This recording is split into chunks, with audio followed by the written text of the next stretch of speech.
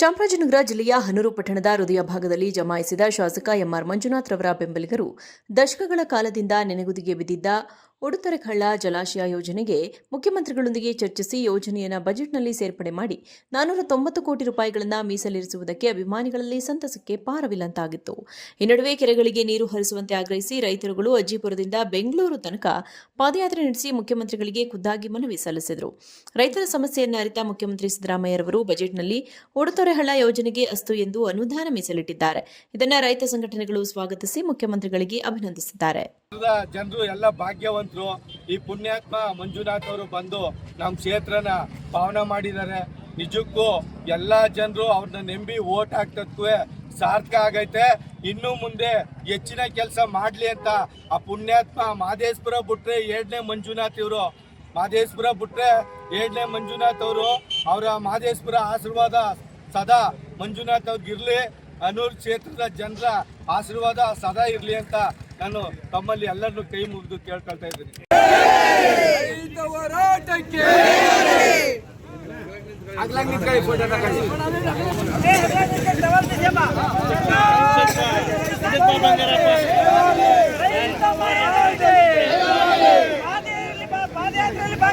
ರೈತರಿಗೆ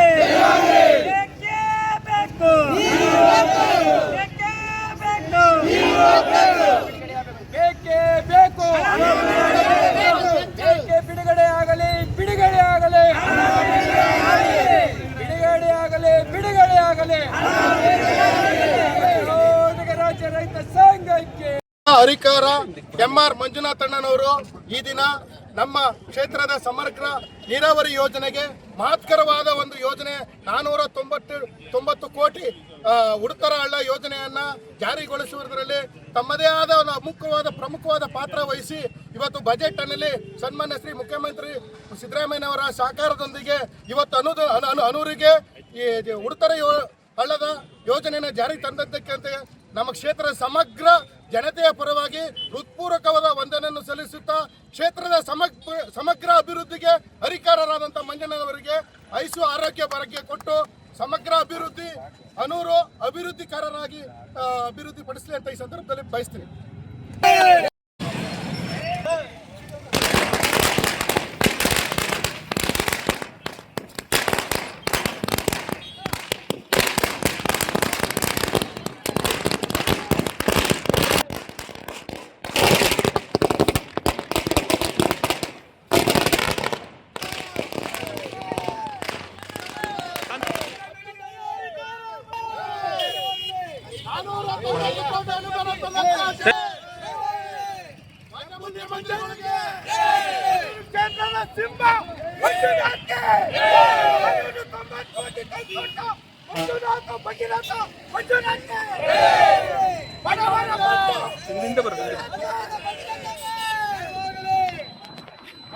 ಜನಪ್ರಿಯ ಶಾಸಕರಾದ ಮಂಜಣ್ಣನವರಿಗೆ 490 ಕೋಟಿ ಅನುದಾನ ತಂದಂತ ನಾಯಕರಿಗೆ ಹನೂರಿನ ಭಗೀರಥರಾದ ಮಂಜಣ್ಣನವರಿಗೆ